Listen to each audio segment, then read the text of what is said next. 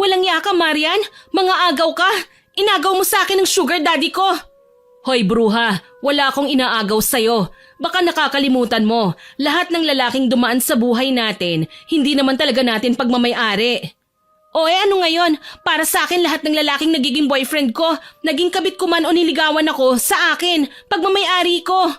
Sinusubukan mo talaga ako, haliparot ka? Iniinsulto mo ako Titigil ba kayo o hindi? Ang ingay nyo na. Ano Bubbles, kakampihan mo na naman ang malditang babaeng yan? Kapag hindi ka tumahimik, masasaktan ka sa akin. Mga gaga, sinasaway ko lang kayo, tapos ako pang masama. Ganyan naman talagang ugali mo, hindi ba, be? Likas na sa'yo ang nagmamalinis pero pakialamera. Ang kakapal na mukha niyong pangalanan ako ng kung ano-ano Gusto niyo ba talaga ng gulo? Pwes, magkalbuhan na tayo! At nauna ko nang sinabunutan ng dalawang babae na para sa akin, parehong mayabang at malandi. Walang ipinagbago ang mga kapwa ko babaeng, ibinaba na ang dignidad, pumatol sa mga lalaking may asawa magkapera lang. Pero hindi ko akalain na ang dating pag-iinggitan nila hahantong na sa malaking iskandalo. Ako po si Bubbles, 26 anyos sa kasalukuyan. Ang kwentong ibabahagi ko ay nangyari noong 23 anyos pa lamang ako, taong 2022. Aminado po ako na hindi ako mabuting ehemplo sa mga kabataan, Miss Winnie. Sa mura kong edad, natuto po akong dumiskarte ng patrayduran. Siguro, nagaya ko na rin ang ugaling ito sa nagpalaki sa aking baklang bugaw na sa kasamaang palad sumakabilang buhay na ngayon. Naging kabit po ako ng aking professor.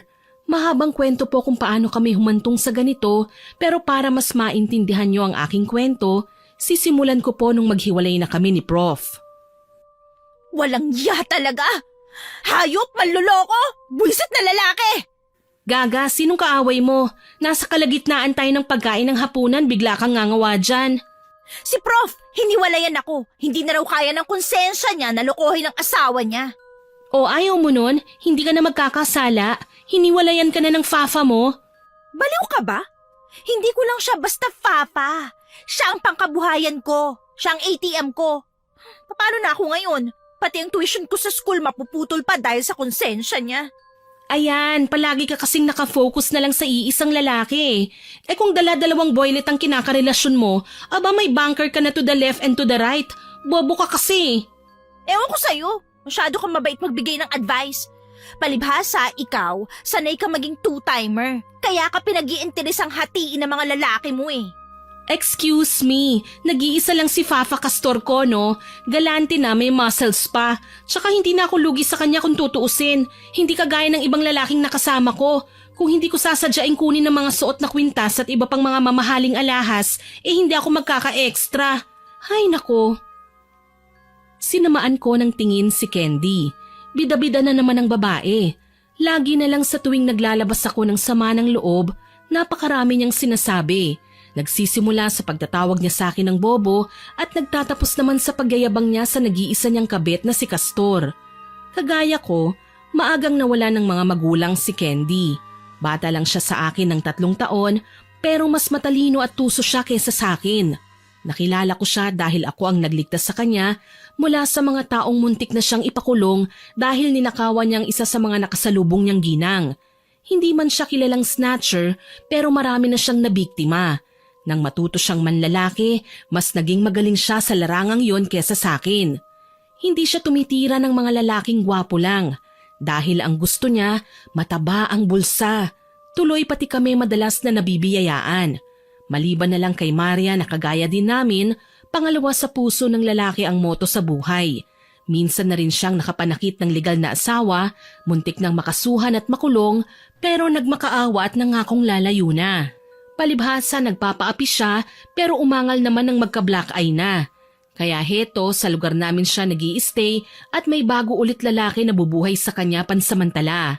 Naabutan niya kaming nagtatalo ni Candy, kaya naman siya kaagad ang bumanat sa babae.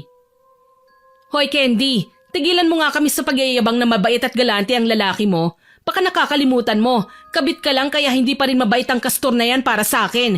Isa pa mukha siyang bakla no? Kahit anong sabihin mo, hindi ako kasing malas kagaya ng pinagdaanan mo. Ginawa ngang reyna ng politiko pero binubugbog naman ang legal na asawa. Palibhasa, ginagamit mo ang puso mo kapalit ng pera, kaya madalas kang mapariwara eh. Habang ako, isang banta ko lang kay Castor ko, nanginginig na siya sa takot. Nagmamagaling ka no?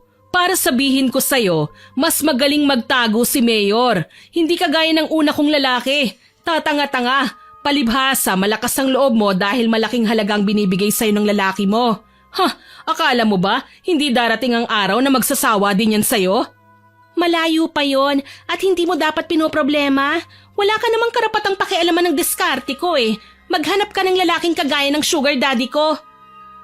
Singhal ni Candy sabay walkout na ikinataas ng kilay ko. Ugali niya talaga, mauunang magyayabang tapos kapag nagantihan, lalayasan kami ng bonggang-bongga. Iiling-iling na tumayo na lang ako at dinala ang plato ko sa lababo. Kahit mga pakawala kaming mga babae, marunong naman kami sa gawaing bahay. Kanya-kanyang toka rin kami sa paglilinis ng tahanan naming naipundar mula sa perang iniaabot sa amin ng sari-sariling lalaking dumaraan sa buhay namin. Okay ka lang, be? Namamaga ang mga mata mo ah. Huwag mo na nga itanong ang obvious. Kita mo na nga hiniwalayan ako, hindi ba? Saan ta ako kukuha ng pantuition ko ngayon? Di naman ako kagaya nyo na pinaglalaruan lang ang mga lalaki. Para sa akin, sagrado ang mga DOM. Sila ang nag-aabot sa akin ng pera para makapagtapos ako sa pag-aaral at maging isang legit na nurse balang araw. Ang dami mong kaartehan? Problema ba yun? E di maghanap ka na lang ng ibang lalaki. Pero kung ako sa'yo, si Baste na lang sanang sinagot mo. Complete package na. Gwapo, mayaman, bata pa. Hindi naglalayo ang edad niyong dalawa. Tigilan mo na ako bago pa ako maasar sa'yo ah. O bakit? Fafabol naman si Baste ah. Baduy nga lang pumorma. Ang hilig sa vintage eh. Mapanglait na wika ni Marian sabay halakhak. Mas lalong uminit ang ulo ko sa kanyang sinabi. Hindi ko pwedeng jowain ang best friend ko. Gwapo man si Baste at mayaman, hindi ko siya gugustuhin na makatuluyan. Lingid sa kanilang kaalaman, may kakayahan na mangulam si Baste. Ayon sa lalaki, namana niya ang kakaibang kakayahan mula sa nanay niyang lehitimong mangkukulam. Inis na binalingan ko na lang ng tingin si Marian. Bruha talaga ang babae, kahit kailan hindi siya uubra sa akin. Kung nagkataong ako ang mangkukulam, malamang bumulagta na si Marian sa sahig sa isang tingin ko lang. Sana tubuan ka ng bigote. Gigil kong wika sabay alis sa kusina. Naririnig ko pa ang pangiinis ng tawa ng babae hanggang sa tuluyan na nga akong makapasok sa kwarto. Kahit kailan, nakakaimbyar na talaga si Marian. Walang pinagkaiba kay Candy ang pananalita. Pasmado ang bibig, kung meron nga lang bang description na ganun eh. Nahiga na lang ako sa kama at nag-isip. Hindi ako pwedeng huminto sa pag-aaral, Miss Winnie. Para sa akin din naman ito eh. Wala akong balak na magpakalunod sa kasalanan kaya nagsusumikap ako. Hanggang sa maisipan kong makiusap na lang muna kay Baste. Mangutang ng pera. Pansamantala lang naman eh, habang hindi pa ako nakakahanap ng bagong prospect na jojowain. Siyempre, ganda at lambing ang puhunan ko para kumagat sa palay ang manok. Kinaumagahan, maaga akong bumangon at nagbihis. Pumunta ako sa bahay ng kaibigan kong si Baste, ilang bloke lang ang layo ng tahanan mula sa tinutuluyan namin. Nagmamadali akong nilapitan ng kulay cream na gate, sabay pindot sa doorbell. Si Baste kagad ang bumungad pagkabukas ng tarangkahan. May kaputian, matangkad at kulot ang buhok ni Baste. May malalalim na dimples sa magkabilang pisngi. Nakangisi ang lalaki nang makita ko. Hi Bubbles! Namiss mo na naman ba ako? Ang aga mong dumalaw ngayon ah. Dalaw talaga? Hindi ba pwedeng pinuntahan kita kasi may kailangan ako sa'yo? Sabi ko nga eh. Sana man lang, hinaluan mo ng konting lambing para hindi naman ako bumagsak na parang wala ng pag-asa. Halika, tuloy. Asyumero ka, Baste. Ilang beses ko bang sasabihin sa'yo na wala nga akong gusto sa'yo? Magkaibigan lang tayo, di ba? Saka sa gwapo mong yan, wala ka ba talagang mahanap ng magandang babae? Hindi pa huli ang lahat. Wag ako, okay? Sinabi mo na nga hindi ba? Gwapo ako. Saka kaya ko rin naman na mag-macho dancer kapag naboboard ka. Nakakatakam akong tignan lalo na kapag naka-necktie lang ang suot ko. Ano pa ba ang inaayaw mo sa akin? Aba, limited edition lang ako. Baliw! Nakakadiri ka talaga. Oo nga pala. Pautang naman, Baste. Kahit mga 10,000 lang. Babayaran kita ng hulugan. Kailangan ko lang talaga ng pambayad ng tuition ko eh. Sige na, maawa ka naman. Para sa tuition, magmamakaawa ka sa akin. Pwede naman kita bigyan na lang eh. Ako na lang kasi ang maging sugar daddy mo. Gago ka talaga eh, no? Pautangan mo ba ako o hindi? Siya, halika. Sabayan mo na muna akong kumain bago ko ibigay sa'yo ang kailangan mo. Arte-arte mo. Inaalay ko na nga ang sarili ko para sa'yo eh. Pakipot ka pa. Wala na akong nagawa kundi ang sumama sa kanya sa kusina. Abala ang mga kasambahay niya sa paghahain ng mesa. Maaga akong umalis ng bahay kanina, hindi na ako nakapag-almusal. Kaya hindi ko masisisi ang sarili ko kung makaramdam ako ng pagkatakam nang makita ang nakahain sa mesa. May pork hamonado, hotdogs, tocino at bacon tapos may sunny side up eggs. May mamahaling ding cheese at loaf bread. Napalunok ako at hindi na hinintay ang imbitasyon ni Baste na maupo. Hindi mo naman sinabi na lalantak pala tayo ng sangkatutak na kolesterol ngayon, Baste. Sana araw-araw ako makikialmusal sa inyo, no? Ang dami mong sinabi. Kung sinagot mo na lang sana ako, di araw-araw kang kakain ng ganito. Dami mong echos. Hihirit ka pa ng paglalandi eh. Kala mo makakalusot ka. Ha? Kumain na nga tayo? Tawa lang ang iginanti ni Baste sa sinabi ko. Sanay na ako sa lantarang pagsasabi niya sa akin na gusto niya ako. Hindi ko na lang siya in-entertain. Ang totoo kasi niyan, Miss Winnie, nahihiya ako eh. Gusto ko nang patulan minsan ng panliligaw ni Baste, kaso lang nakakaramdam ako ng insecurities laban sa ibang babae na napapalapit sa kanya. Sino ba naman ako? Hindi na ako puro kagaya ng ibang babae. Hindi na ako inosente at lalong mababa lang ako kumpara sa mga mayayamang babaeng nakakasalamuha ni Baste. Nakakapanghinayang lang na kayang sabayan ni Baste ang mga hirit ko. Komportable rin ako sa piling niya. Pero ayoko ng komplikadong relasyon eh, kung saan pareho namin gusto ang isa't isa pero kalaunan may mga magiging hadlang pa pala sa aming pagmamahalan. Okay na sa akin ang maging panandali ang kabit kasi alam ko hindi yun seryoso, makikipaglaro lang ako. Pagkatapos kumain, tahimik akong nakaupo sa sofa ni Baste sa sala. Bukas ang TV at may programa tungkol sa nalalapit na selebrasyon ng Pasko. Heto na ang request mo, Bubbles. 15,000 yan ha. Oh, bakit sobra? Hindi ko na kayang bayaran to. Bigay ko lang yan sa'yo, Bubbles. Tong 15,000? Seryoso? Yung 5,000 lang. Utang mo ang 10,000. Huwag ka naman masyadong Gago. Kala ko ibibigay mo na sa akin tong lahat eh. Ninisihan lang ako ni Baste. Lokong lalaki talaga kahit kailan. Kaya nga natutuwa ako sa kanya eh. Marunong siyang magpatawa, marunong ding mang-asar. At mas gusto ko na inaasar niya ako kaysa sa pinagpipilitan niya ang panliligaw sa akin. Hindi ako nababagay sa kanya at ayokong mahila ko siya sa kamalasan na dinaranas ko sa ngayon. Dumaan muna ako sa eskwelahan para bayaran ang tuition ko bago namili ng stock sa grocery. Punuan din ng tricycle pero swerte pa akong nakasakay kaya pasado 11:00 nasa bahay na ako. Naabutan ko pa sina Marian at Candy na nagtatalo. Ang sugar daddy kong si Castor mayaman. Kita mo tong suot kong relo? Branded to. Binili niya from Paris. Ang ganda, hindi ba? Paris? Kilalang namimeke ng mga paninda si Castor ano? Trending nga siya sa social media eh. Scammer daw ang matanda mong syota. Kaya wag ka nang umasang bibigyan kanya ng mamahaling brand. Bakit hindi siya gumaya sa bago kong karelasyon ngayon? Mayor ang bago kong jowa. Mataba ang asawa kaya sure ball na mas mag-iinit ang gabi niya kapag ako ang kasama. Higit sa lahat, mahilig siya sa ginto. Bakit ba napaka-inggitera mo? Hindi mo naman sinabi na minero palang lalaki mo. Minero ka dyan. Excuse me, nangongolekta lang naman siya ng mga gold items, oy. Kaya alam kong mayaman at may ibubugang honey ko. Sus, nagtaka ka pa? Kilalang kurakot ang mayor na nilalandi mo eh. Hindi mo ba alam, may issue siya ngayon sa bigayan ng relief goods? Imbis na tigti 25 kilos ang bigas para sa mga mamamayan, 10 kilos lang ang natatanggap ng taong bayan kada isa. Aba, ang laki din ng naging parte niya ron ha? Hoy, wala akong pakialam sa bigayan ng ayuda. Hindi ako ang sekretarya niya, kaya wag mo sa akin isusumbat ang mga bagay na yan. Gaga ka? Gusto mo ba kalbuhin na lang kita? Hindi na ako nakatiis. Nilapitan ko ang dalawa na noon ay umaakto ng magsasabunutan.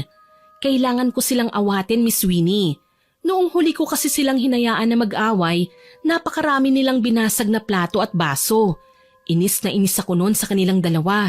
Hindi pa naman gawa sa plastik ang mga baso ko, tapos babasagin lang ng dalawang eskandalosa kong mga kasama. Teka, ano na naman kaguluhan to? Bakit ba palagi na lang kayo nagbabangayan, ha? Hindi ba pwedeng maging magkaibigan na lang kayong dalawa? Magkakasama tayo sa iisang bahay, tapos pareho kayong maingay. Huwag akong pagsabihan mo, si Marian. Siya ang pasimuno ng gulo eh. Sabi pa niya, magpayabangan daw kami ng magagandang karakteristics ng mga jowa namin. Tapos siya pang asartalo.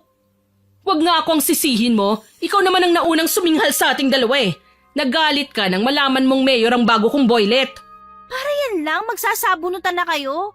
Ay, tigil-tigilan niyo ako sa mga kalokohan niyo, ha? Naku, wag nga kayong umastang mga mababait. Pareho lang naman kayong kabit eh. Bakit ikaw, hindi ba? Hiniwalayan na ako ng gagong profesor, kaya single ako at hindi kabit. Uy, nagmamalaki. Naman, kaya tigilan niyo na ang pagbabangayan at ililibre ko kayo ng lunch. Nagkadatong ako ngayon dahil kay Baste, kaya ako na munang bahala sa pagkain natin. Pero ngayong araw lang to, ha? Bukas, kanya-kanya na tayo. Jowain mo na lang kasi si Baste. Para naman may steady ka ng financier. Palagi ka na lang namomroblema sa tuition mo eh. Yoko nga, di ko siya gusto, okay? Natigil lang ang pagdedebate naming tatlo nang makarinig ng maingay na pagtawag sa labas ng bahay. Base sa tono ng boses nito, kilala ko na kung sino ang buwisita namin. Si Castor. Candy, may sugar, may sweet. Nandito na naman ang daddy. Hayan, dumating ng isa pang syunga. Hoy Marian, hindi porket mas matanda ka sa akin, may karapatan ka ng laitin ng jowa ko ha? Tumahimik ka. Kapag ako naasar sa'yo, magiging senior citizen ka na kapag sinaktan kita right away. OA mo ha? Che? Mabagsik na sambit ni Candy tsaka gigil na inayos ang sarili. Sinadya pang ipitin ang kanyang boobs para kunwari, may cleavage kahit napatag naman talaga ang dibdib. Si Marian naman, sinipat na ang kuko sabay hinila ako paakyat ng kwarto. Dali-dali pa niyang sinara ang pinto at dumungaw sa bintana. Uy be, ako na lang ilibre mo. Galante naman ang sugar daddy ni Candy, hindi ba? So malamang mabubusog ngayon ng bruhang babae. Nakikita ko mula rito sa bintana, maraming binababa ng mga kahon ng driver ng scammer na negosyante. So, inamin mo din na galante nga si Castor. Ay naku, alam mo, may iba akong plano. Nagbago na din ang isip ko na ilibre ka eh. Ang mabuti pa, puntahan na lang natin silang dalawa at tayo na maghakot ng mga regalo ni Castor dito sa kwarto. Ano? Ginawa mo pa akong utusan? Ayoko nga. Ang bobo mo talaga kahit kailan. Iaakyat natin dito ang mga pagkain dahil tayo ang sisintensya, hindi sila. Magiging busy sila mamaya kaya malamang hindi na sila makakakain. Ang galing mo, be. Hindi ko naisip yun ah. O ano, go na ba? Tara, let's! At pinagkaabalahan nga naming pinakailaman ng pagkaing dala ni Castor. May box na ang laman ay donuts, chocolates at isang malaking plastic na may tatak ng sikat pero mamahaling restaurant. Nagtatawanan pa kami nang itakbo namin ang pagkain sa loob ng kwarto.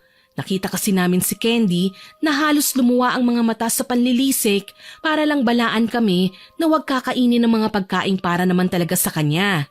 Sana lang ganun kasimple ang buhay. Sa mga taong kagaya namin na kahit maituturing na hindi patas lumaban, kaligayahan na namin ang makakain ng 3 beses sa isang araw. Maging masaya sa simpleng bagay at gumising na may lakas ng loob para lumaban. Hindi ko naman akalain na may mangyayaring eksena sa buhay namin na sisira sa paniniwala ng isa't isa at magiging dahilan para magkawatak-watak ang pagkakaibigan naming 3. Naisip ko ng magbagong buhay nang maabutan ko si Marian sa sala isang tanghali. Naghahanda ako noon para pumasok sa eskwela nang maulinigan ko siyang may kausap na lalaki. Kuryoso kong sumilip at napakunot ang noo nang makitang si Castor ang bisita. Wala si Candy dahil nagsha-shopping. Ano naman kaya ang ginagawa ng matandang ito sa bahay namin? Sayang hindi mo inabutan si Candy. Oo nga, gusto ko pa naman siyang regaluhan. Hindi ko naman alam na aalis pala siya ngayon. Ang sabi niya kasi sa telepono, Masama ang pakiramdam niya kaya kailangan niya magpahinga. Ako naman na nag-aalala, heto at napasugod kagad. Kaso lang, wala dito ang sugar and sweet ko. Kawawa ka naman. Matagal na ba niyang ginagawa sa'yo ang bagay na ito? Oo, sa tingin ko, pang-5 beses na. Bilang na bilang ko mga pagsisinungaling sa akin ng sugar ko. Pero okay lang. Buti hindi mo siya iniiwan ano? Kung ako ang lalaki at ginaganyan ako, malamang hiniwalayan ko na siya. Sus, napakaraming babae sa mundo, hindi lang siya ang kakaiba. Ano ang ibig mong sabihin? Napataas ang kilay ko nang tumayo si Marian at sumayaw-sayaw sa harapan ni Castor kahit walang music. Ang malanding gurang nanigas sa kinauupuan. Bakit nga naman hindi? Maikli ang suot na shorts ni Marian. Kita na nga ang kaluluwa sa sobrang ikli eh. Tapos likas pang maganda ang katawan ng babae.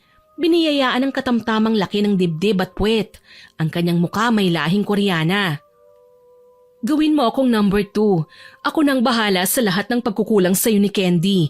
Pero syempre, ibibigay mo sa akin ang lahat ng pangangailangan ko ha? Ano, deal? Paano ang sugar ko? Hindi ko siya pwedeng lokohin. Magagalit siya sa akin. Nagmamalinis ka pa? Niloko mo na nga ang asawa mo para sa kanya, hindi ba? Tsaka hindi naman tayo palaging magkikita eh. Kapag hindi lang siya available, nandito ako para sa'yo. Nakita kong tuluyan na ngang nanlaki ang mga mata ni Castor at hindi na nakapagsalita. Pero alam ko may nangyari ng pagpayag sa pagitan nilang dalawa.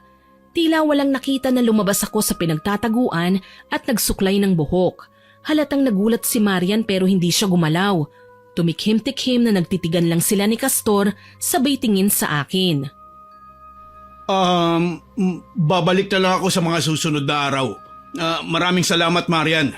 Pakisabi sa sugar and sweet ko, dumaan ako rito para kumustahin siya. Walang anuman, Castor. Salamat din sa pagdalaw ha. Mag-iingat ka sa pag-uwi. Nang makaalis na nga ang lalaki, tsaka ko hinarap si Marian. Nakataas ang kilay ko nang tumingin sa kanya. Si Marian naman kunwari hindi pa ako nakita. Inis na hinablot ko ang braso niya nang kami na lang dalawa ang naiwan. Nang tumitig siya sa akin, basta na lang siyang humalakhak. Marian, ano yun? Sideline? Oo, at pareho tayong dumaan sa stage na ganito, ang maging kabit ng lalaking may asawa. Pero hindi tayo tumatraidor ng kaibigan, hindi ba?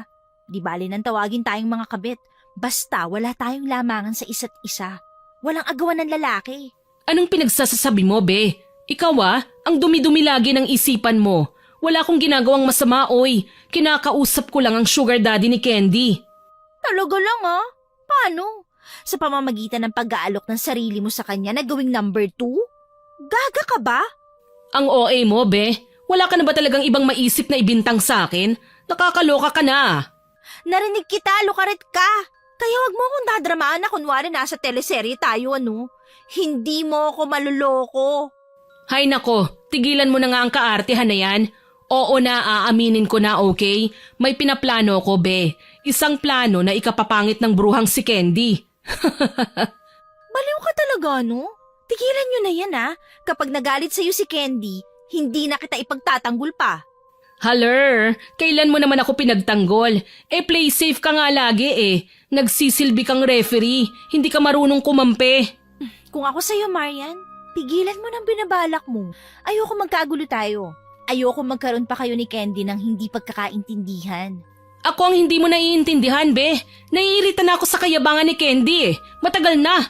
Ang OA pa niya may gulay. Pati ba naman brands ng mga alahas, alam niya? Yung pagkababae nga niya, hindi maipagmalaki ang brand eh. Kabit din lang naman siya. Kahit kailan maldita ka talaga.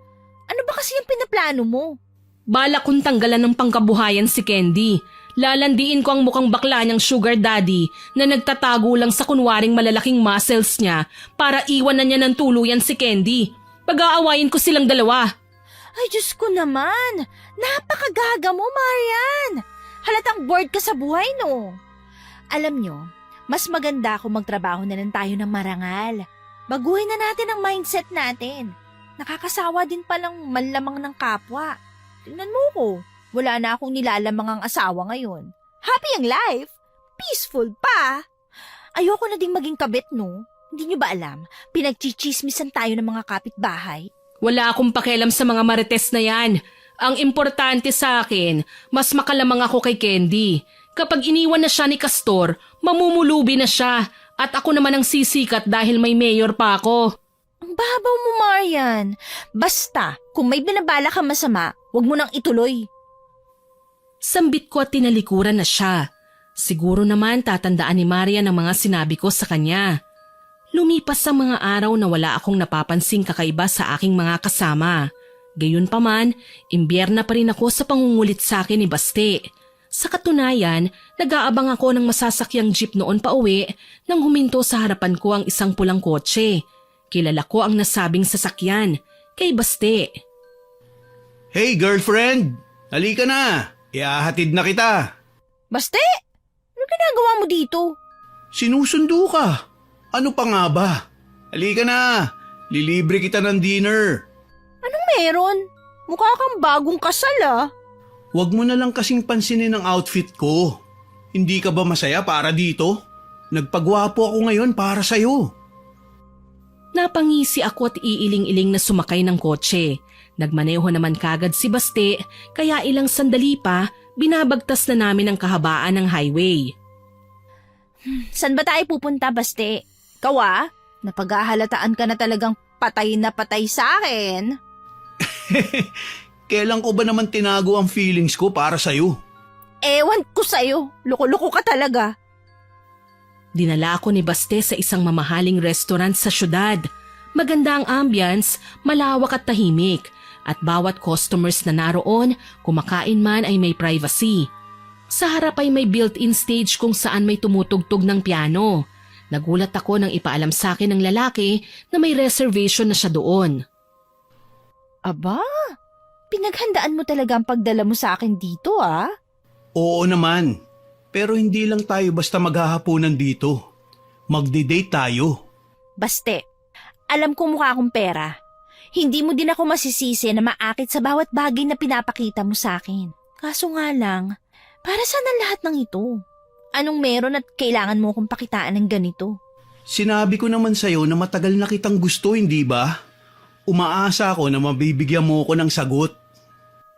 Narinig ko ang sinabi ni Baste, pero mas natuon ang atensyon ko sa nakikitang pares na naglalakad sa pinakadulong bahagi ng restaurant. Halatang malambing sila sa isa't isa, pero alam ko mismo sa sarili ko na hindi dapat. Si Marian at Castor. Tumayo ako at sinundan ang dalawa. Wala namang nagawa si Baste kundi ang sundan din ako at samahan tungo sa kinaroroonan ng dalawang taksil. Uy, anong meron? Sina Marian at Castor niloloko si Candy. Pasimple din ang hirit ni Marian. Kala ko ba ayaw niya kay Castor kasi mukhang bakla. Tapos ano na namang kadramahan to? Ah, ang Evil Twin Sisters. Grabe naman. Kailangan ko silang lapitan. Paano na ang tanong ko? Hindi mo pa ako sinasagot eh. Pwede bang mamaya na? Mas importante to eh. Gigil akong nagmarcha palapit sa dalawa. Naabutan ko pa silang nagtatawanan na animo silang dalawa lang ang tao sa lugar na yon. Lumapit ako para agawin ang atensyon nila. Nanlaki ang mga mata ni Marian nang makita niya akong nakatayo sa likuran ni Castor. Be, anong ginagawa mo rito? Malamang ko kumprontahin kayo. Ano ba ginagawa mo dito? Bakit kasama mo si Castor? Iya. Hayaan mo ako magpaliwanag. Magpapaliwanag ka pa sa lagay na yan? Binalaan na kita, Marian. Ano na naman ang gagawin mo? At ikaw, Castor, kinulang na nga sa panghilod yung mukha mo, kumekerengkeng ka pa rin. Malapit ka na nga mag-senior citizen. Mahiya ka naman sa mga anak mo. At bago si Marian, may unang babae ka pang pinaglalaruan. Hindi mo man lang ba naisip si Candy? Oo nga. Pareho kayong mga taksil. Baste, huwag ka nakikialam. Sorry na, Bubbles. Nakikiusyoso lang ako. Ipinaikot ko ang aking mga mata at pinagmasdan muli sina Marian at Castor. Napatayo na ng tuluyan ng may kaedaran ng lalaki at humarap sa akin. Ikaw, Castor, anong klaseng lalaki ka? Hindi ka na nga nakontento na may asawa ka, nagpaloko ka pa kay Candy, tapos ngayon, nagpauto ka pa kay Marian? Pinagtatawanan ka nga lang ng babaeng yan eh. Alam mo kung ano sinabi niya sa akin tungkol sa'yo? Mukha kang bakla na nagtatago sa likod ng muscles mo. Ano? Sinabi mo yun, Marian? Sinabi ko na sa'yo ang totoo, hindi ba, be? Tsaka wala ka sa lugar para kumprontahin ako. Pwede ba umuwi ka na? Mamaya na lang tayo mag-usap. Alam ko kung ano mga sinabi mo. Pero pinaliwanagan na kita, hindi ba? Wala sanang traiduran. Kung galit ka kay Candy, sabunutan mo siya. Huwag mong idaan sa ganito. Nagmumukha ka ng ahas eh. Imbis na matakot si Marian, mas ipinakita pa niya sa akin ang pagmamalaki sa ginawa niya. Literal na sinampal ko ang babae para magising naman siya sa katotohanan na mali ang ginagawa niya. Nagulat ang lahat sa ginawa ko pero wala akong pakialam. Bago pa man makapagsalita si Marian, nagmamadali na akong umalis. Nakasunod lang sa akin si Baste, kaya naman bago ako makalabas ng restaurant, kaagad niya akong tinawag. Bubbles, sandali! Ano na naman? Kalma ka lang. Yung pagkain kasi natin, oh. Sayang naman kung iiwan na lang natin dun, di ba? Sorry, Baste. Pero kailangan ko nang umuwi. Teka lang, huwag ka namang ganyan. Sandali lang naman to eh. Sige na, kumain na muna tayo. Huwag naman nating sayangin ang inihanda ko, please. Sige na nga, oo na, okay? Kung di pa ako naawa sa'yo, malamang iniwan na kita dito. Nakakainis ka talaga. Ano ba kasi meron sa kanilang dalawa? Bakit sila nagkikita ng palihim dito? Parang eksena sa ipinagbabawal na pag-ibig. Sa bagay, hindi na lihim yun kasi nga, nahuli na natin sila, di ba? Mali ka sa iniisip mo. Inaakit lang ni Marian si Castor para makaganti sa kayabangan ni Candy. Alam mo naman silang dalawa, di ba? Kahit ano na yatang gawin ko, hindi sila mapaglalapit. Akala ko talaga magjowa na sila eh. Naku, buti na lang talaga, hindi ikaw ang gumagawa ng ganong mga kalokohan. Kapag nangyari yun, hindi ako papayag. Magwawala ako, Bubbles. Baka hindi ko kayanin. Baka atakihin ako sa puso. Ang OA mo. Pinagsabihan ko na si Marian na itigil lang ginagawa niya. Siguradong magwawala si Candy kapag nahuli silang dalawa. Naku, war freak pa naman ang babaeng yun. Kaso lang ang tigas talaga ng ulo ni Marian eh. Ayaw niyang makinig. Kung tutuusin, siya pa naman ang pinakamatanda sa amin tapos siya pang pasaway. Nakaka-imbiyer na talaga, naku! Oh, relax lang. Sige ka, magiging kamukha mo na si Castor. Papangit ka niyan. Nangaasar ka ba? Sabihin mo lang at iiwan kita agad dito. Joke lang, ikaw naman. Hindi ka na mabiro. Ang ibig ko lang sabihin, ang pogi ng kasama mo tapos ganyan ang reaksyon mo? Para bang lugi ka na ako ang kadate mo? Ganito na lang, kumalma ka. Huminga ka ng malalim, mag-focus ka muna sa akin, okay? Tapos, saka mo na lang sila pagalitan kapag nagkita-kita kayo sa bahay nyo. Alam mo, nai-imagine ko ng dalawang babae kapag magpang-abot sa bahay nyo eh. Ano na naman ang naiisip mo? Ha? Malamang, magsasabunutan silang dalawa kapag nalaman ni Candy na tinatalo siya ng kaibigan niyang ahas. Sino kaya sa kanilang dalawang unang makakalbo? Hindi ba? Ganyan naman talaga ang mga babae kapag nagagalit. Magsasabunutan ka agad. Aray! Aray! Bakit mo ako sinuntok? Loko-loko ka talaga, no? Gusto mo ba ikaw ang kalbuhin ko? O baka naman, mas bet mo ang suntok?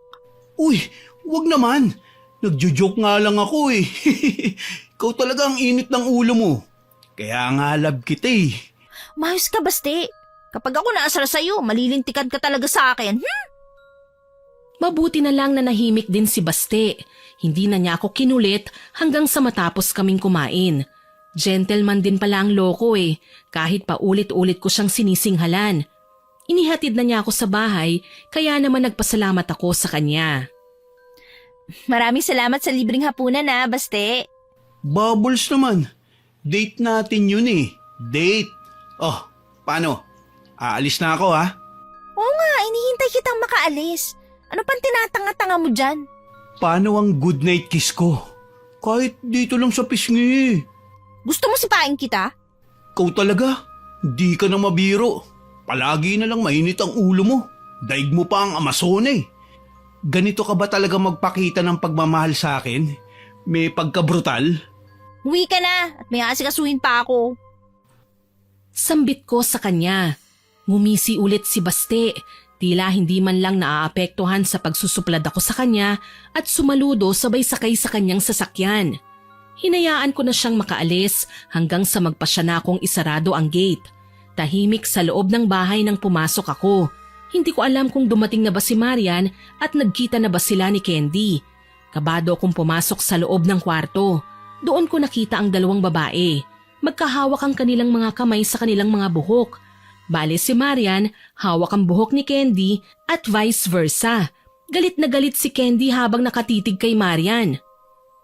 Walang yaka, Marian. Ang kapal ng mukha mo. Nagawa mo pang agawin sa akin ng sugar daddy ko. Anong klaseng kaibigan ka, ha? Traidor ka. Hindi kita mapapatawad sa ginawa mo. Manloloko, malandi, mga agaw. Wala akong inaagaw sa'yo, Gaga. Ikaw nga ang may kasalanan sa akin, hindi ba? Ang yabang mo kasi. Ano ka ngayon? Siguradong ayaw na sa'yo ng sugar daddy mo. Sinabi ko sa kanya na dati kang snatcher, na marami ka ng ninakawang tao at minsan ka nang nawanted sa pulis. Kahit lumuha ka pa ng dugo, wala ka nang maipagmamayabang. Sira ng reputasyon mo. Hayop ka? Matagal akong nagpasensya sa'yo kasi matanda ka na. Tapos aagawin mo yung lahat ng magagandang bagay na nakatakda akong tanggapin? Nabisi lang ako saglit. Gumawa ka na kagad ng hakbang para mapalapit ka kay Castor? Manloloko ka? Hindi kita niloko, nakalimutan mo na ba? Ikaw pa nga ang may kasalanan sa akin eh. Alam kong tinututay mo si Castor at ang mayor ko. Totoo ba ang sinabi ni Marian, Candy? Oo, totoo. Kaso lang, bago ko sana ibuking ang kalandian ng babaeng yan, ibubuking ko rin sana sa kanya ang pang-iiwan sa kanya ng sugar daddy niya. Kaso lang, mabilis niyang naamoy. Daig pa ang tigre. Eh, gaga ka pala eh!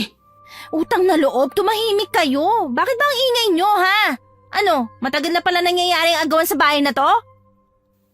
Nahinto sa pagtatalo sina Marian at Candy. Parehong masama ang tingin at gusto ng lamunin ng bawat isa. Pero pumagitna na ako at inawat silang dalawa. Nang dahil sa mga lalaking yan, nag-aaway kayo. Nauubusan na ba talaga kayo ng lalaki, ha? Nag-iisa lang ba si Castor sa mundo? Si Mayor? Bakit kailangan nyo magpayabangan? Hala, bago ko kayo hayaang magsabunutan na dalawa, ikwento nyo na muna sa simula kung bakit kayo nagkakaganyan. Napaupo sa kama si Candy. Iniayos ang buhok niya at halatang ipinagmamayabang na naman ang mamahaling bracelet na suot niya. Kung kaninong lalaki na naman niya yun na dekwat, hindi ko alam. Style na ni Candy yun kapag may kasama siyang lalaki. Kunwari, yayakap, maglalambing, pero hindi lang naman pang-akit ang alam niyang gawin eh. Kapag may nagustuhan siyang suot na mamahaling alahas ng mga lalaking nilalandi niya, asahan na ng lahat na mapapasa kanya yun, by hook or by crook. Una kong nakilala si Castor 1 taon nang nakararaan. Nagkakilala kami sa isang party na dinaluhan ko kasama ng ex ko. Niligtas ako ni Castor mula sa asawa ng dati kong jowa na binubugbog ako. Yeah, right. Aminado naman ako na hindi ako ang unang nakilala ni Castor eh. Pero mas attracted siya sa akin kesa sa'yo. Sa ganda ko ba namang ito? Walang lalaking tatanggi sa alindog ko. Ang OA mo, sobra. Kung hindi ka pa puro yabang, puro kaartehan naman. Ano ka mo? May alindog ka? Eh sa tingin ko nga, katawan ng kawayan na nilagyan ng braso at mga binti eh. Wala kang karapatang laitin ako ah. Bakit? Tingin mo sa sarili mo perpekto? Laitera ka? At nagsimula na naman silang magbangayan dahilan para pukpukin ko ng hinubad kong sapatos ang dingding. Hello, nandito ako oh. Nangihingi ako ng explanation sa inyo. Ano ba talaga? Ikukwento nyo ba sa akin ang backstory nyo o hindi? Ayun nga okay, nauna kong nakilala si Castor. Niligtas niya ako. Naging magkaibigan kami ni Castor. Tapos nang ihatid niya ako sa bahay, nakita niya si Candy. Naglalasing no ng bruhang babaeng yan dahil sa ninakawan niyang binata. Isinooli niyang pitaka kasi pogi, pero nalaman niya na pulis pala. Kaso dumating ang mga pulis at dinala siya sa presinto. Wala ka nun sa bahay, be. Abala ka sa professor mo. Natatandaan niyo ba nung madetain sa presinto si Candy? Kung hindi pa siya halos maglupasay na magmakaawa sa amin na piyansahan siya, malamang hindi pa siya makakalabas ng kulungan. Umastang damsel in distress ang babaeng yan. Si Castor naman na masyadong maawain sa babae, binayaran ng mga dapat bayaran. At dahil atribida si Marian, nakipagpustahan siya sa akin. Dahil pareho naming pinlano na pagkaperahan si Castor sa kahit na anong paraan. Ang kaso lang, natalo siya sa pustahan. Kaya bumagsak siya ngayon kay Mayor. Ay, may nakakatawa ha? Kung sungal-ngalin ko kaya yung bibig mo. Aba, wag mo akong hinahamon, Marian ha? Hindi ka na nahiya. Dahil sa kakatihan mo, pati ba naman napagsawaan ko na inaagaw mo pa? May nalalaman ka pang bakla si Castor, chu-chu-chu-chu, tapos ikaw rin palang mga ahas? Gaga, wala akong balak na landiin ang matanda mong jowa, kahit itanong mo pa sa kanya. Tinakpan ko na lang ang aking tenga sa labis na inis. Nang mga sandaling yun, gusto kong hawakan ang mga ulo nila at pag-uumpugin, Miss Winnie. Parehong magaling mga tuwiran ang dalawang babae. Ayaw magpalamang sa bawat isa at doon ako naiinis. Kaya naman imbis na pagbatiin silang dalawa, walang sali-salitang iniwan ko na sina Marian at Candy. Kapag nagbigay kasi ko ng payo, siguradong mamasamain na naman nila yon. Kapag isa sa kanila ang kinampihan ko, syempre magagalit naman ang isa. Kaya ang mas mabuting solusyon ay iwanan ko na lang silang dalawa.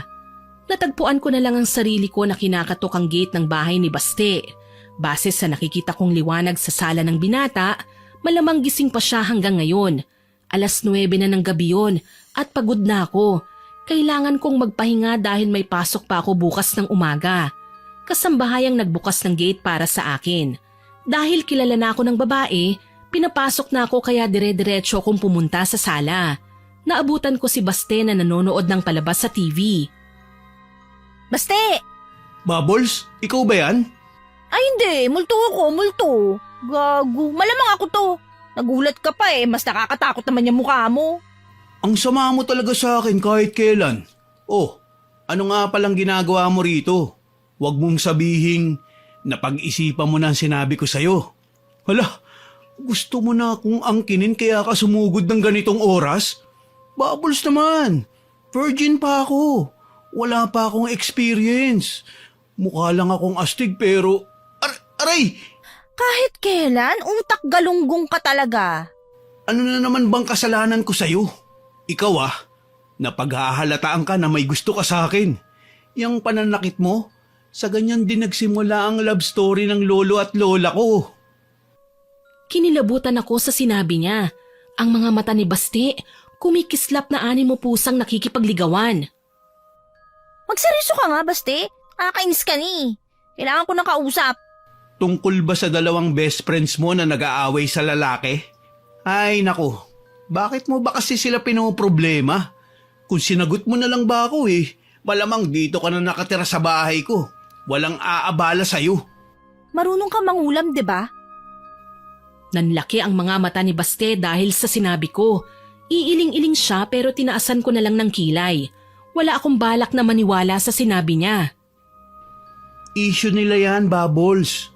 Ano naman ang kinalaman ng kulam-kulam dyan? Ito ang deal. Kapag tinulungan mo ko na turuan ng leksyon ang dalawa kong kaibigan, sasagutin kita. Sigurado ka ba? Tatandaan ko ang pangako mo Bakit kasi hindi mo sinabi sa akin kaagad? Halika. Tuturuan natin ang leksyon ng mga maldita mong kaibigan. Nagulat ako nang hilahin niya ako papunta sa isa sa mga kwarto. Samot-saring alalahanin kagad ang sumagi sa isip ko. Kagaya ng ano kaya ang itsura ni Baste kapag nangungulam. Ibig kong sabihin, base sa mga nababasa kong libro, ang pangunahing karakteristik ng mangkukulam ay mailap, tahimik at weirdo.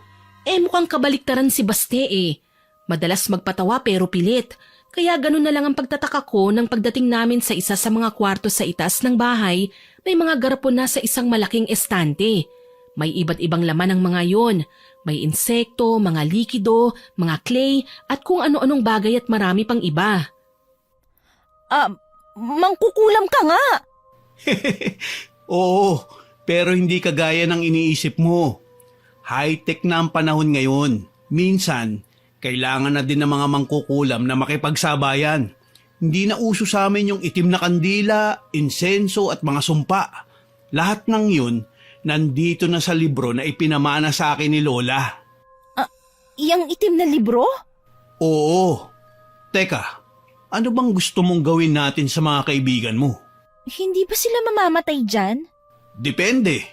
Ano bang gusto mo? Magkaroon sila ng bulutong? O pagsukahin natin ang bulate? Kadiri ka, Basti. Buti na lang di mo ako kinukulam, no? Ilang beses pa naman kitang binasted. Bakit ko naman gagawin yun? Nagpahula na ako kay Chang. Isa sa mga anak ng lola ko na pinamanahan din niya ng kakayahan. Magaling siyang bumasa ng palad at nalaman niyang tayong dalawa nga ang magkakatuluyan. Kaya kahit ilang beses mo pa akong bastedin, tiwala pa rin ako na mahuhulog ka sa kagwapuhan ko. Huminga ako ng malalim para mabawasan man lang kahit papano ang konsumisyon ko. Umalis nga ako ng bahay para makalayo sa mga maingay kong kaibigan. Tapos pati ba naman dito, mabibingi ako sa kahanginan ni Baste. Sabihin mo na kasi sa akin, ano ba talaga? Ikaw nga ang pipili, hindi ba? Gusto ko sana natubuan sila ng mga buhok. Kahit saang parte ng katawan, basta yung magkakagulo silang dalawa hanggang sa magpasya silang iwan na si Castor at kalimutan. Para na din magtulungan silang dalawa at hindi na mag-away. Teka, alam ko ang sumpang yan. Hahanapin ko muna rito sa libro. Binuklat-buklat niya ang itim na libro at binasa ang mga nilalaman nun. Napataas ang kilay ko nang inilabas niya ang isang maliit na kawa at tansong sandok. Maya-maya pa, nagsisimula na siyang maghalo ng kung ano-ano sa kawali. Heto, sigurado ko nagagana ang sumpang ito para sa kanilang dalawa. 3 hibla ng buhok ng tikbalang, kuko ng aswang, dila ng palaka, laway ng sigbin, ugat ng kugon, at iilang bristles ng toothbrush na ginagamit nila. Seryoso ka ba? Yan ang nakasulat dito eh. Kita mo naman oh. Kaso lang, ang maihahalo ko ay itong 5 ingredients maliban sa toothbrush. Kaya mo na sigurong gawin yun. Pero wag mong hahayaan na makita ka nila, okay? Basta, hindi na kamamatay yan ah. Bubbles, hindi ako masamang tao. Kung natutuman ako ng ganitong gawain, dahil sa lola ko. Saka ginagamit namin to for emergency lang. Sinamaan ko pa siya ng tingin kaya kakamot-kamot siya ng ulo nang ngumisi. Ilang sandali pa, nagpasya na siyang paghalu-haluin ng mga sangkap at tinunaw sa kawali. Nagulat ako dahil maski ang buhok ng tikbalang sinasabi niya, natunaw. Huwag ka na magtaka. Kakaiba talaga ang kawali na to. Kaya lahat ng bagay na nagsisilbing sangkap na nasa libro, natutunaw talaga. Okay. Ano na susunod na gagawin ko? Kailangan mong ihalo ang bristles ng toothbrush nila sa likidong to, okay? Matutunaw din ang mga yun kaya hindi nila mapapansin. Tapos, anong susunod? Ihalo mo ang likido sa inumin nila. Tatandaan mo, walang gamutan ang potion na to. Hindi sila gagaling sa kahit na anong doktor o albularyo. Pero kusa lang nagagaling ang dalawa kapag magkakaayos na sila. Mahirap yan. Pero sa tingin mo, magbabati nga kaya sila? Walang imposible kung magtitiwala ka lang. Napatango ako at nagpasalamat kay Baste. Niligpit niya ang mga gamit pagkatapos niyang linisin. Magkasabay pa kaming bumaba sa sala at pinakain ulit ako ng binata. Hindi na rin ako tumanggi dahil kabado ko sa hawak kong likido eh. Martes o Biyernes ko lang daw ipapainom ang potion para mas mabilis na umepekto. Umuwi ako ng gabing yon na inabala ulit si Baste para ihatid ako sa bahay. Nandito na tayo, Bubbles. Maraming salamat Baste. Pasensya ka na at kinailangan kitang abalahin sa napakaraming bagay. Huwag mo nang isipin yun, Bubbles. Ang mahalaga, mapag-ayos mo na ang mga kaibigan mo. Mahirap nga naman ang sitwasyon kung saan ikaw ang naiipit sa pagitan nilang dalawa. Hindi ko alam na mabait ka pala. Aray, ang tagal na natin magkaibigan. Ngayon mo palang nalaman na mabait ako. Okay na sana eh. Kung pwede, wag ka nang magsalita. Nahangina na ako sa'yo eh. Ikaw talaga. Ang init palagi ng ulo mo sa akin. Pinatatawa lang kita, Bubbles. Pero seryoso natutuwa ako sa'yo. Kasi halatang concern ka sa mga kaibigan mo. Oo naman. Bakit naman hindi?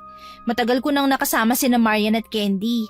Kahit naging pariwar ang mga babae sila, hindi naman umabot sa punto na pinabayaan namin ng isa't isa. Ngumiti sa akin si Baste. Nakakapagtaka lang dahil sumeryoso ang mukha ng lalaki. Ani mo nag-iba ang ugali sa loob lang ng 1 segundo. Huwag kang mag-alala. Magkakabati rin ang mga kaibigan mo. Kapag natikman nila ang bagsik ng parusa mo, sigurado ko na pipiliin na nila na magkasundo kayo. Sana nga, Baste. Kapag ako nagsabi, magkakatotoo talaga yan, Bubbles. Magaling kaya ako. Sobra. Pumasok na ako sa loob ng bahay. Tahimik na ang paligid kaya naman nakampante ako. Sa wakas, makakapagpahinga ako ng walang hahadlang sa akin. Bago matulog, ginawa ko muna ang sinabi sa akin ni Baste. Kinuha ko nga ang mga ginagamit na toothbrush nila Marian at Candy. Ginupitan ko ang bristles ng brush tsaka ko hinalo sa likido. Kitang-kita ko kung paano nalusaw ang mga yun. Pagkatapos kong madagdagan ng sangkap ang dala kong likido, nagpasya na akong matulog. Kinaumagahan, maaga pa rin akong nagising at naghanda ng almusal. Sinamantala ko ang pagkakataon na wala pa ang dalawa. Hinaluan ko ang inumin nila ng likidong ginawa ni Baste.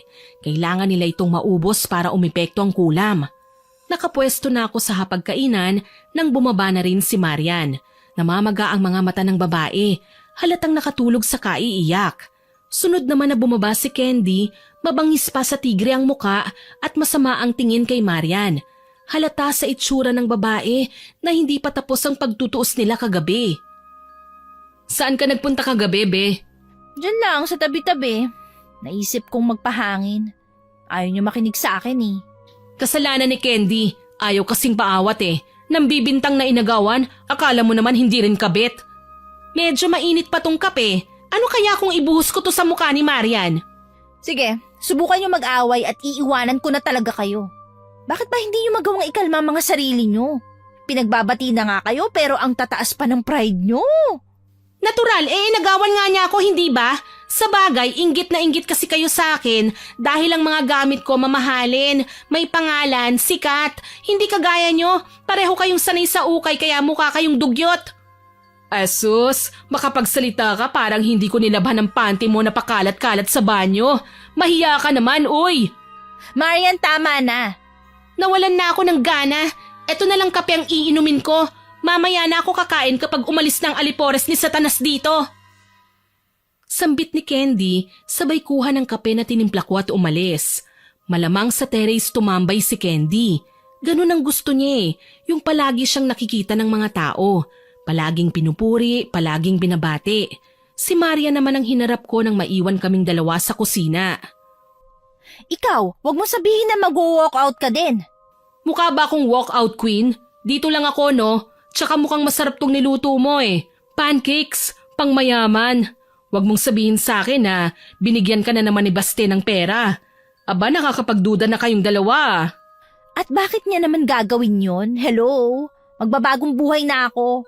Naghahanap na ako ng matinong trabaho. Pero sa ngayon, pa-sideline lang muna ako. Kaya huwag ka na magtaka kung may pera ako, no? Siya, huwag ka na nga maraming tanong. Malamig na ang kape mo, inumin mo na yan. Salamat ha, ang bait mo ngayon. Ngumiti lang ako kay Marian bilang ganti, pero binabantayan ko ang kape niya. Napapangiti ako ng lihim na makita kong ininom niya ang laman ng tasa. Si Candy naman ganun din. Ubus na ang laman ng tasa niya nang bumalik. Sigurado ako ngayon, nasa loob na ng katawan nila ang likidong ginawa ni Baste. Ilang oras lang ang hihintayin ko, epekto na ang potion na pinainom ko sa kanila. Para hindi ako mahalata, naligo ako at nagbihis. Totoong may klase ko ngayon pero half day lang. May balak akong dumiretso kina Baste mamaya pagkatapos ng klase. Obe, aalis ka? Oo, may pasok ako, hindi ba? Ikaw, wala ka bang lakad? Teka, bakit parang namumutla ka? Hindi ko nga alam Masama lang talaga ang pakiramdam ko. Para akong lalagnatin. Uminom ka na ba ng gamot? May paracetamol sa medicine cabinet. Sige mamaya, iche-check ko. Nasa na nga pala si Candy? Hayun, nagkulong sa kwarto. Nag-e-emote pa rin hanggang ngayon. Paano naman si Castor? Anong plano mo? Ipagpapatuloy mo pa ba ang binabalak mo? Hindi pa kami nakapag-usap. Hindi ko alam. Sa itsura ni Candy mukhang wala siyang balak na pakawalan si Castor. Ang problema lang, siniraan ko na siya ng todo kay Castor Wala na siyang dignidad sa lalaki niya. Langya ka talaga. Tigilan mo na yan, okay? Nakita mo naman ang resulta eh. Masakit sa tenga ang pagwawala ni Candy. Mag-usap kayo ni Castor ng maayos. Tapos kausapin mo din si Candy. Hindi magandang tingnan kung palagi na lang kayo nag-aaway. Baka nakakalimutan mo. Walang magandang maidudulot sa atin ang pagbabangayan. Saka hindi magandang tingnan kung magkakasira kayo ni Candy. Mas maganda nga kung magbagong buhay na din kayo eh. Kung susubukan nyo lang mag-apply, maraming tatanggap sa inyo. Pasensya ka na, Be, ah. Ako pa naman ang maituturing na ate pero ako itong walang disiplina. Naiinis lang talaga ako kay Candy eh. Tama ka, napakababaw ng dahilan ko. Hayaan mo, kakausapin ko rin ang malditang babaeng yon. Basta ang sa akin lang, pag-isipan mo ang sitwasyon ngayon. Ayoko magsisika sa huli, Marian. Tinuring na kitang kapatid. Sambit ko sa kanya na ikinayuko ni Marian. Umalis na ako at hindi na nagtagal pa sa pakikipag-usap sa kanya. Napatingala ako sa bintana habang nag-aabang ako ng masasakyang jeep. Namataan ko si Candy na nagme-makeup at bihis na bihis. Hindi ko na lang siya pinansin at sumakay na sa pinakauna kong pinara. Matuling lumipas ang buong umaga. Kinahaponan, dumiretso ko sa bahay ni Baste. Ano? Napainom mo na ba ang potion sa kanila? Oo, nagawa ko na. Ano na mangyayari sa kanila? Makakaramdam sila ng kakaiba sa katawan nila. Mahihirapan silang matulog at may magsisimula ng tumubo sa mga katawan nila. Yun na yun? Pagkainom nila, magkakasakit na sila? Paano naman magkakabati ang dalawang babae? Mamaya niyan, mas pag-initan pa nila ang isa't isa. Gagawa tayo ng drama tungkol kay Castor. Palalabasin natin na siya ang kumulam sa kanila para magkampihan ng dalawang babae at itaboy na ng tuluyan ng matanda. Kapag nangyari yun, edi tapos na ang problema. Hayaan kitang asikasuhin ng lahat ng to ha. Huwag kang papalpak, Baste. Siyempre naman, pero kailangan kong humingi sa'yo ng kapalit sa serbisyo ko. Ay, ano na namang kadramahan yan? Sasagutin mo ko at magiging girlfriend na kita kapag nagkabati silang dalawa. Napasimangot ako sa kanyang sinabi, pero hindi naman ako makaangal. Malaki ang utang na loob ko kay Baste. Bukod pa sa napakarami na niyang naitulong sa akin, kaya ayokong tanggihan ng lalaki. Isa pa, sakali man na maging boyfriend ko siya, hindi talaga ako lugi dahil bukod sa mayaman na at mabait, may itsura pa. Ang ikinasisimangot ko lang ay ang sitwasyon. Nagmumukha kaming nagpipilitan para lang maging magjowa. Dumagdag pa sa alalahanin ko ang langit at lupa na agwat naming dalawa. Kasi Baste, best friend lang talaga ang turing ko sa'yo eh. Best friend ka dyan. Matagal mo na akong mahal, no? Nahihiya ka lang sabihin sa akin dahil akala mo matapobre ang mga magulang ko. Paano mo nalaman yan? Walang yaka? Ini-stalk mo ko, no? Uy, hindi ah. Ipinahula kita sa tiyahin ko. Kaya nalaman ko ang tinatago mong sikreto. Sabi ko naman sa'yo wala kang masisikreto sa akin. Pakiramdam ko ng mga sandaling yon, mapula pa sa kamatis ang mukha ko. Hiyang-hiya ako sa mga sinabi ni Baste kahit totoo. Gayunpaman, hindi na ako nagulat pa nang malaman niya ang lahat ng yon. Alam ko naman na may mga paraan siya. For example, kagaya na lang ng panghuhula. Siguro hindi lahat ng hula totoo. Pero yung sa kaso ko, tinamaan talaga ako ng katotohanan. Walang yaka talaga, Baste. Wala ka ng ibang ginawa kundi busitin ako, no? Teka. Nagagalit ka na naman Huwag kang ganyan. Wala naman akong masamang intensyon sa pagsasabi ko sa'yo ng totoo. Alam ko kung ano mga nararamdaman mo at natutuwa ko na honest ka sa sarili mo. Ano? Bubbles, alam mo naman na gusto talaga kita kahit nung una pa man. Yang insecurities mo, hindi tayo dadalhin sa tagumpay niyan Alam ko kung ano ang iniisip mo. Kilala na kita. Saka hindi mo kailangan mainggit sa mga babaeng birhen, inosente, wala pang karanasan, kung yan ang kinatatakot mo. Tanggap kita, anuman ang pinagdaanan mo, okay? Nang marinig ko ang sinabi ni Baste, pakiramdam ko'y natunaw ang puso ko, Miss Winnie. Lahat ng pag-aalinlangan, takot at pagkainggit ay biglang nawala. Oo nga at si Bubbles lang ako. Pero kung tititigan ako ni Baste ngayon, parang hindi lang ako ang nagre-representa ng pangalan ko, kundi ako mismo ang babae na sinisigaw ng puso niya. Nawala ang patawang si Baste, sumeryoso na may pagsusumamo sa kanyang mga mata. At alam ko sa mga sandaling yun, may mutual understanding na kami. Hindi ko alam kung anong sasabihin ko sa'yo, Baste. Pero salamat. Nabawasan ng isa sa mga inaalala ko. Sa ngayon, sina Marian at Candy na lang ang kailangan kong pagbatiin. Tungkol dyan, may dapat kang malaman. Ano? Dinala ako ni Baste sa isang mall. Hindi ako nagtanong kung ano ang ginagawa namin doon, pero kuryoso ko sa kung sino ang sadya namin sa lugar na yon. Hanggang sa mamataan ko si Candy at ang mayor na jowa ni Marian. Seryosong nag-uusap ang dalawa sa isang sulok ng department store. Walang kasamang bodyguard si mayor at simple lang ang suot ng lalaki bagamat naka-shades at baseball cap. Gayunpaman, sa ilang beses niyang pabalik-balik sa bahay, kilala ko na pati bulto niya. Magkakilala silang dalawa? Ano naman kaya ang pinag-uusapan nila? Anong ginagawa natin dito? Kailangan mong malaman ang katotohanan. Mas lumapit kami ni Baste sa kinaroroonan ng dalawa. Hindi naman nila kami napansin dahil abala nga sila sa pag-uusap. Dahil doon narinig ko ang mga sinabi ni Candy kay Mayor. Mayor, nagawa ko ng pinag-uutos mo. Nagawa ko ng ipabaling ang atensyon ni Marian sa ibang bagay. Nagsasawa na rin akong umastang maldita sa harapan nilang dalawa eh. Isa pa, diring-diri na talaga akong makapiling si Marian. Ano pa ba kasi ang kailangan mo? Nangangalit ang bagang nagsalita si Mayor. Base sa narinig ko, sinabi niya na hindi pa bayad si Candy sa mga utang ng dalaga sa kanya. Natuklasan ko na dati na palang may atraso si Candy kay Mayor dahil sa pagnanakaw. Nang maging jowa nga ni Marian ang lalaki at dumalaw sa bahay, nakita niya si Candy. Ginawa niya kagad ng paraan na makausap ang babae. And the rest is history. Kung ganon, hindi nagtutu-time kay Castor at Mayor si Candy. Nagbabayad lang siya ng utang. Isang kasalanan na matagal na niyang dapat na itinigil. Nagkatinginan kami ni Baste. Bago pa man kami mapansin ni Candy, umalis na kami sa lugar na yon. Diyos ko, Baste, ano nagawa ko? Ilang sandali na lang mula ngayon, magkaka-epekto ng pinainom ko sa kanilang likido. Wala kang kasalanan, okay? Tama pa rin ang ginawa mo.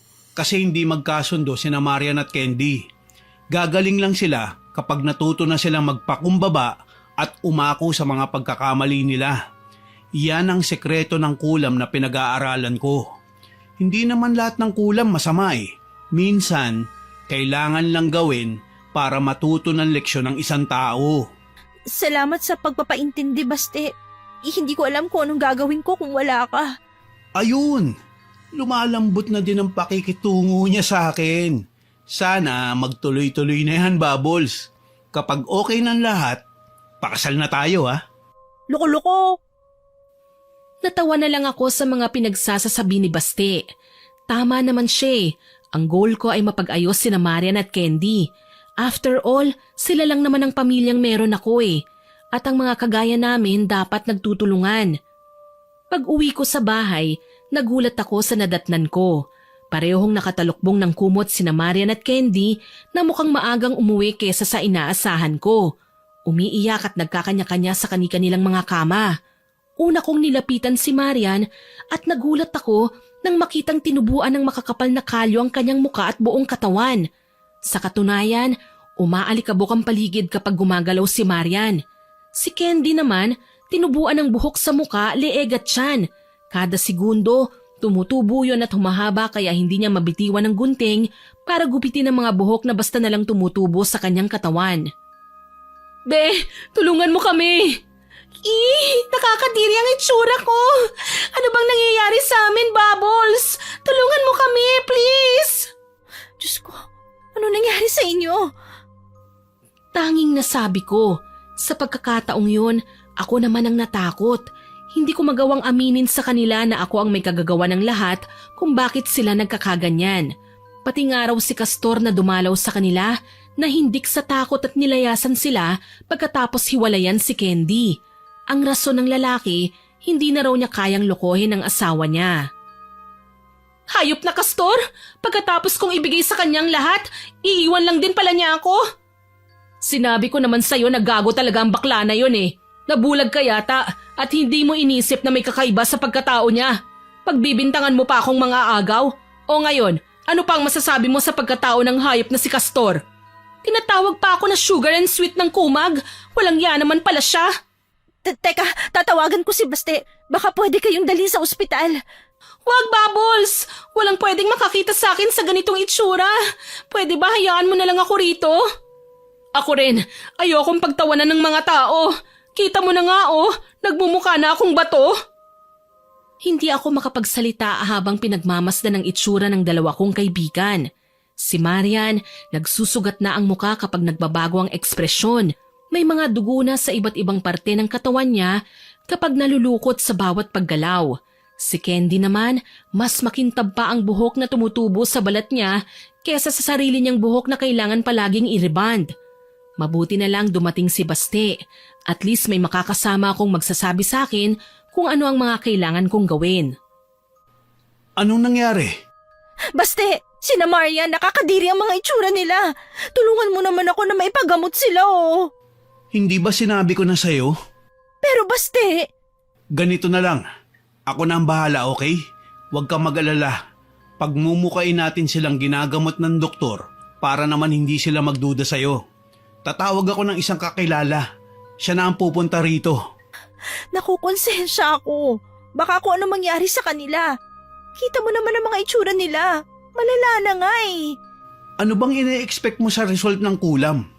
Alam mo bang hindi ko naman kinakabisado ang mga orasyon na pinamana sa akin? Kontento na ako sa librong binigay sa akin ng mga ninuno ko. Naroon na kasi ang perpektong mga halo ng potions na pwede kong ipainom sa mga taong kailangan turuan ng leksyon. Basta, ipagkakatiwala ko sa iyo mga bagay na to. Tumango si Baste at kinuha ang kanyang cellphone. May tinawagan. Nilapitan ko naman si Marian at Candy. Huwag kayong mag-alala. Tinawagan na ni Baste ang kilala niyang doktor. Pupunta na siya maya-maya dito sa bahay. Talaga ba? Salamat, Beha. Ikaw, Candy, may sasabihin ka ba? Yung totoo, nagdududa ako sa'yo, Marian eh. Hindi kaya kagagawan mo to? Baka naman sinadya mo to. Malamang kinulam mo ko. Nababaliw ka na ba? Kung kinulam kita, bakit meron din ako? Hindi rin naman ako makapaniwala sa kapal ng mukha mo, no? Ibang klase ka rin eh. Pwede ba wag na kayo mag-away? Ayoko na nagtatalo kayo. Hindi naman ako papayag na basta na lang akong pagbintangan ng babaeng yan. Ikaw ang nagsimula nito eh. Inakit mo si Castor. Big deal sa'yo ang baklang yon, ha? Hindi nga ako nagalit nang malaman kung nakikipagkita ka kay Mayor eh. Wala kang alam, Marian. Candy, sabihin mo na lang kasi. Sabihin mo na ang totoo kung bakit kailangan mo makipaglapit kay Mayor. May atraso ka sa kanya, di ba? Papanong? Nakita ko kayo sa mall kanina. Seryoso kayo nag-uusap. Hindi nyo na nga ako nakita eh. Hindi nakapagsalita si Candy. Umiyak lang siya hanggang sa mapakalma namin siya ng tuluyan. Hindi na siya naglihim pagkatapos nun. Sinabi niya sa amin ang totoo. Nagkaatraso pala siya kay Mayor dati. Yun ang dahilan kaya siya lumapit sa lalaki. Wala silang kahit na anong ginagawang kababalaghan, kagaya ng mga naiisip ni Marian. Namamagana ang mga mata ni Candy pero naiintindihan namin siya. Si Marian naman ang nagsalita pagkatapos. Inamin niya na nagawa niya ang mga bagay na yon laban kay Candy dahil sa pagiging mayabang ng babae, na ayaw niya nang pinagmamalakihan siya. Kahit papano, gumaan ang pakiramdam nila Marian at Candy. Nagkakaintindihan na sila. Magsasalita pa sana ako, kaso lang narinig ko na ang boses ni Baste na noon ay kausap ang doktor. Nandito na si Doc Bubbles. Iwan na muna natin sila. Magiging okay din ang mga kaibigan mo. Salamat, Baste ha. Malaking bagay itong ginagawa mo para sa amin. May kiss na ako. Ano? Kiss nga. Diba? Girlfriend na kita? Baliw ka ba? Hindi pa gumagaling ang mga kaibigan ko. Doon na rin papunta yun. Tinaasan ko ng kilay si Baste pero hindi ko siya hinalikan. Aba, kahit may kasunduan kami ng lalaki, hindi pa gumagaling ang mga kaibigan ko, kaya wala pa siyang makukuhang kahit na ano mula sa akin. Lumipas ang mga araw at halos wala pang pinagbabago ang itsura nila Marian at Candy. Tila naging dahilan yon para magbago ang ugali ng dalawang babae. Nabawasan ang pagiging maingay. Gayunpaman, mas naging malapit sina Marian at Candy sa isa't isa. Minsan nga nakita ko na silang nagtutulungan. Ginugupit ni Marian ang mga buhok na tumutubo sa katawan ni Candy. Si Candy naman, siya ang nagpapahid ng langis sa katawan ni Marian para medyo lumambot naman ang nagkakakalyo niyang balat. Ang sweet niyong tingnan. May choice ba kami? Hindi na namin maabot ang mga likod namin eh. Tsaka tama ka, be. Walang sino man ang pwedeng magtulungan kundi tayong tatlo lang. Nagkausap na kami ni Marian, Bubbles. Bali may mga naipon na kasi kong pera eh. Balak naming magtinda dito sa bahay. Magpagawa tayo ng sari-sari store. Mukhang maganda ang plano niyong yan. Pwede kaya ako makisali? Bakit hindi? Negosyo natin ang bubuuin natin eh. Normal lang naman siguro na pagplanuhan natin tong tatlo, hindi ba? Napangiti ako, Miss Winnie. Hindi naratay sa kama sina Marian at Candy. Hindi sila nanghina o dumating sa punto na kailangan nilang maghingalo dahil sa nangyari sa kanila. Medyo ilang lang silang lumabas ng bahay dahil sa kanilang pisikal na anyo. Pero habang tumatagal, nakakasanayan na nilang makita ang malaking pagbabago sa mga itsura nila. Isang araw, abala kami sa pag-aasikaso ng tindahan nang dumating si Castor. May hawak siyang bulaklak para kina Marian at Candy. Ibang-iba na ang itsura ng lalaki. May suot pang scarf at mukhang naglagay na rin ng eyeliner sa muka. Castor? Ikaw ba yan? Oo dear, ako nga. Malaki ang nagawa ni Candy para tuluyan na akong hiwalayan ng asawa ko. Anong ibig sabihin nito? Alam ko ng bakla si Castor noon pa man. Ako nga lang ang nakakaalam ng sikreto niya, kaya ako siya binlockmail eh. Ano? Bakla ka, Castor? Oo mga dear. Pinilit lang ako ng mga magulang ko na ipakasal sa asawa ko kasi nga mga negosyante kami. Hindi pwedeng wala kaming lahi. Habang tumatagal, hindi ko na talaga kayang pakisamahan ng asawa ko. Kaya kinuha ko si Candy bilang babae. Nung gabing makilala ko si Marian, siya dapat ang kukontratahin ko. Kaso lang, mukhang palaban at hindi marunong umarte, kaya umatras ako. Hanggang sa makilala ko ang kaibigan niyang si Candy. Siya na lang ang kinasabwat ko kasi mas mahilig sa branded ang babae at nakakalimutan ang gawin sa akin ang kadalasang ginagawa nila ng mga nauna niyang kabit. Hindi ko alam na ganito pala ang setup nyo. Nilandi ko talaga si Castor nung una, kaso lang nabuking ko siya nang malaman kong nagsosuot siya ng lace underwear. Sugar and sweet, wag mo na kasing mabanggit pa yan. Nakakahiya eh. Che, gayon ka pa talaga nahiya, alam na nga nila. Tsaka hiniwalayan ka na ng asawa mo. Akala nga niya, ipinagpalit mo ko sa kanya eh. Kaso lang lalaki talaga ang gusto ni Castor. Saka wag mo nang problemahin ang atraso mo kay Mayor. Nagawan ko na ng paraan. Binayaran ko siya ng halaga na hindi niya matatanggihan. Nakakatouch ka naman, sugar daddy ko. Kaya mahal kita kahit bading ka eh. Ay nako, mahal din naman kita eh.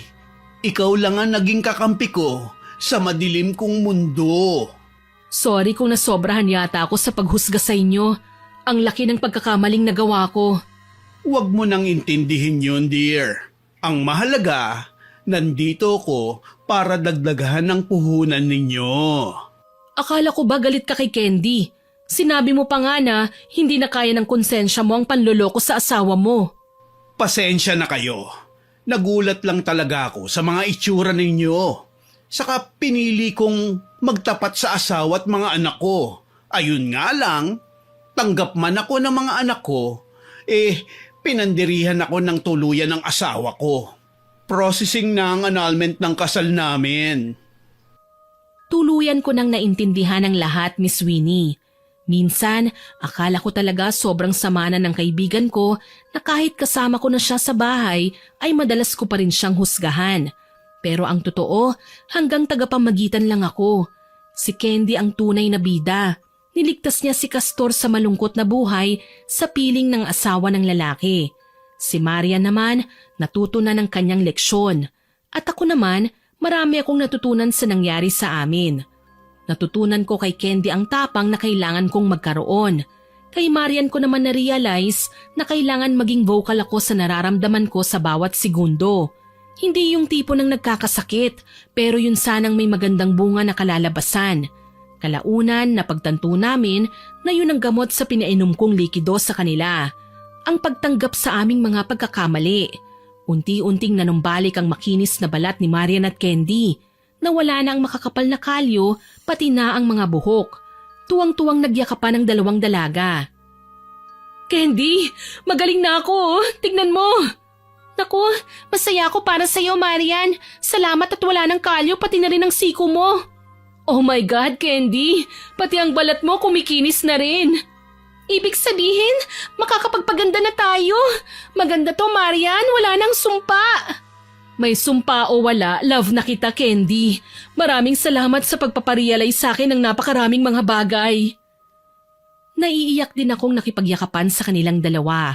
Walang pagsidla ng tuwa sa aming mga puso. Pareho kaming gumaan ng pakiramdam. Higit sa lahat, kailangan ko ring i-apply sa sarili ko ang mga natutunan ko. Ang magpakatotoo sa sarili.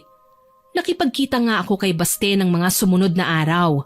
Malungkot ang lalaki, kaya nakangiti ko siyang nilapitan. Oh, Baste, ano nangyari sa'yo? Bakit parang ang sama ng mukha mo? Nalulungkot lang ako.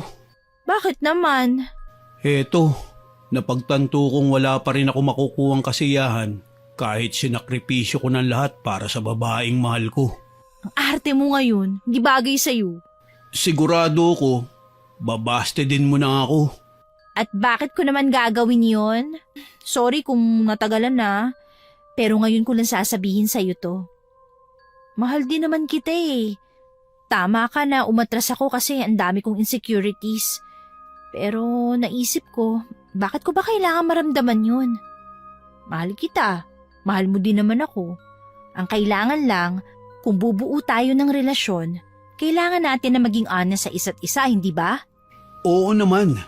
Yan ang pinakamahalagang bagay sa isang relasyon bukod sa pagmamahal. Niyakap ko si Baste.